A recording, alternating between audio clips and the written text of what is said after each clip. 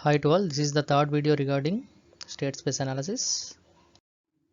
In this video we are going to discuss about the state space representation by using physical variables. To construct the state model, generally we need the state variables. So what is meant by state variables? State variables are the variables which describes the state of the system at any time instant. So to construct the state model of a given system, we need to select the state variables. The choice of state variables is arbitrary. So one of the possible choice of selecting the state variables is physical variables. So where physical variables are nothing but the state variables, we can call the chosen state variables as physical variables when the state variables are currents and voltages in the case of electrical system, displacement, velocity and acceleration in the case of mechanical system. Now let us see one example on this topic. The example is to find the state model of the given electrical system.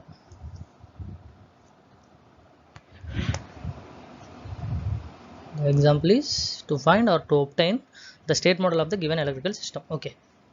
To represent any system in the state space, we need to consider the state variables. So here the given system is electrical system. Given system is electrical system as shown in figure. So in the electrical system, the elements are R, L, C.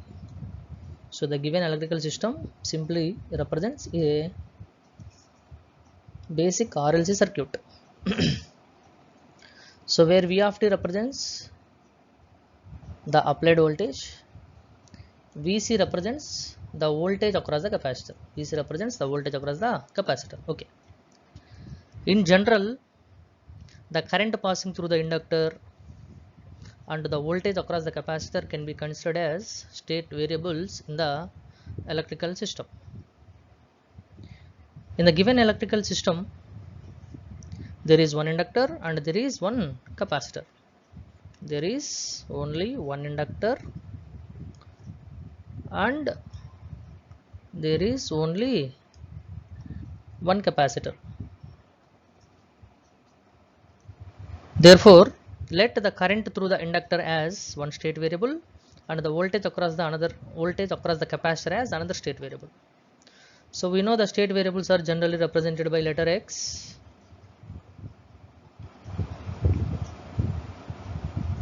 In the given problem, we can consider two state variables. One is x1, that is equal to I.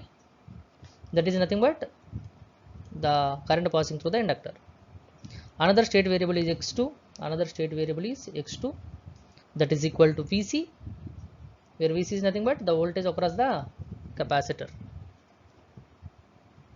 Okay. By the application of KVL for the loop in the given electrical system, we can get the equation as R into I plus L into di by dt plus Vc is equal to V of t. So where R into I represents the voltage across the resistor, L into di by dt represents the voltage across the inductor, Vc is nothing but the voltage across the capacitor. So after applying the KVL for the loop, we can get the equation as R into I plus L into di by dt plus Vc is equal to V of t, where V of t is the applied voltage. So use the state variables in the above obtained KVL equation, then we will get the equation as R into x1 plus L into dx1 by dt plus x2 is equal to U.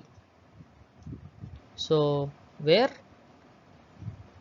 we are representing V of t with the letter U, since V of t is nothing but the applied voltage, that is nothing but the input signal. So in state space we can represent the inputs by the letter U. The next equation or the next step will be R into x1 plus L into x1 dot plus x2 is equal to U. So we can write dx1 by dt as x1 dot. X1 dot dx1 by dt is nothing but x1 dot. So from this equation separate x1 dot, then x1 dot will become x1 dot is equal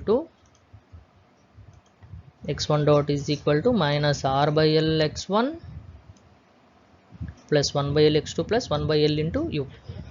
So where x1 dot represents the first derivative of x1 state variable. So consider this equation as 1. Consider x1 dot as first equation.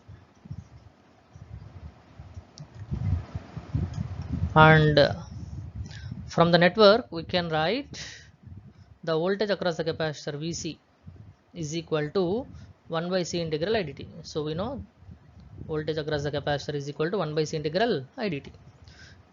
So use the state variables again in the Vc equation, then Vc equation will become x2 is equal to 1 by C integral x1 dt. x2 is equal to 1 by C integral x1 dt. If we differentiate on both sides, then we will get x2 dot is equal to 1 by C x1. So consider this x2 dot as second equation. Okay. So first equation represents x1 dot, second equation represents x2 dot. So where x1 dot is nothing but the first derivative of x1, x2 dot is nothing but the first derivative of x2. So if we write equation 1 and 2 in matrix form, then we will get equation A. So if we observe equation A clearly, the equation A is in the form of x dot is equal to A into x plus b into u. Equation A is in the form of x dot is equal to ax plus bu, where A is known as system matrix, B is known as input matrix. So where A is known as system matrix, that is nothing but minus r by l, 1 by l,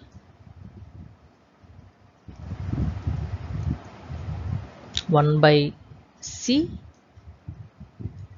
0. So system matrix is represented by these elements. So B matrix is known as input matrix. So the elements in the input matrix are 1 by L and 0. So what is the conclusion here? Equation here represents the state equation of the system. But what is the thing we need to find here? We need to find the state model of the system. So we already know the state model is nothing but the state equation as well as output equation. The state equation and output equation together known as the state model of the system.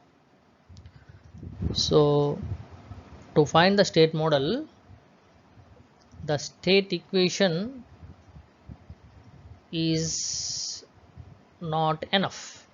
So we need to find the output equation also.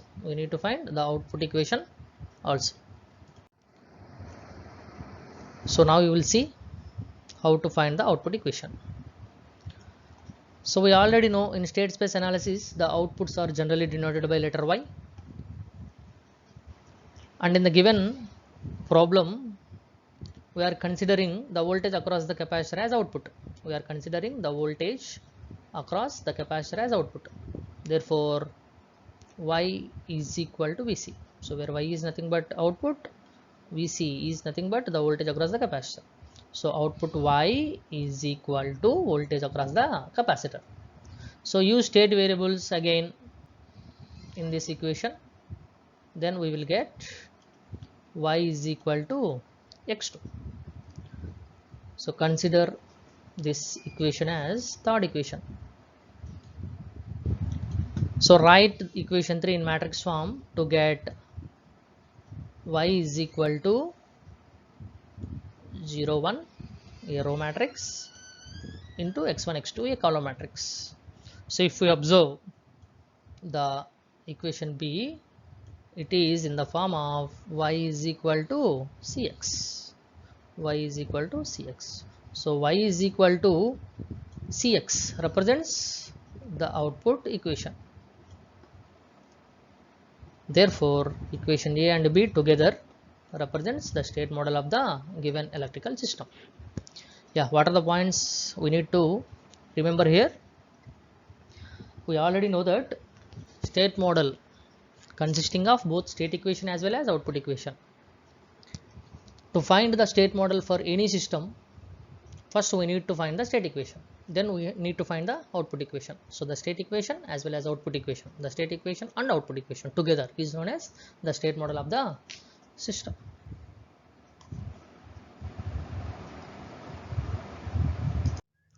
In the next video, we will discuss about the state space representation by using phase variables.